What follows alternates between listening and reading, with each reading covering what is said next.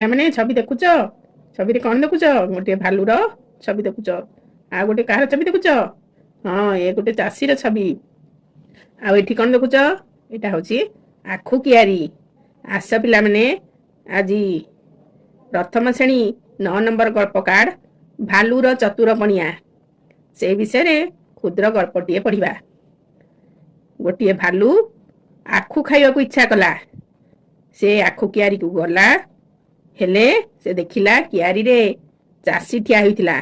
ଏପଟେ ଦେଖ, ଭାଲୁ ଆସୁଛି, ଆଖୁ ଖାଇବାକୁ ଇଚ୍ଛା କରୁଛି। ଦେଖିଲା ବେଳକୁ ସେ ଆଖୁ କିଆରିରେ ଚାଷୀ ଠିଆ ହେଇଥିଲା। ସେ ତାପରେ କଣ କରିଛି ଆସ ଜାଣିବା। ଦେଖ, ଭାଲୁଟି ଆଖୁ ଖାଇବାକୁ ଗୋଟିଏ ଉପାୟ ପାଞ୍ଚିଲା। ସେ କଣ କଲା? ଆଖୁ କିଆରି ପଛରେ ଲୁଚି ସିଂହ ପରି ଗର୍ଜନ କଲା। ହେଲା, ସେ ଚାଷୀ ଏପଟେ ଥିଲା, ସେ ଆଖୁ କିଆରି ପଛରେ ରହିକି ସିଂହ ପରି ଗର୍ଜନ କଲା। ଚାଷୀ ଭାଲୁକୁ ଦେଖିନଥିଲା। ସେହି ଶବ୍ଦ ଶୁଣି ଚାଷୀଟି ଡରିଗଲା। ସେ ଯୋଉ ଆଖୁ କିଆରି ପଛରେ ସିଂହ ଭଳି ଗର୍ଜନ କଲା, ସେହି ଶବ୍ଦଟି ଶୁଣି ଚାଷୀଟି ଡରିଗଲା। ସେ ଭାବିଲା ବୋଧ ହୁଏ ଆଖୁ କିଆରିକୁ ସିଂହ ଆସିଛି।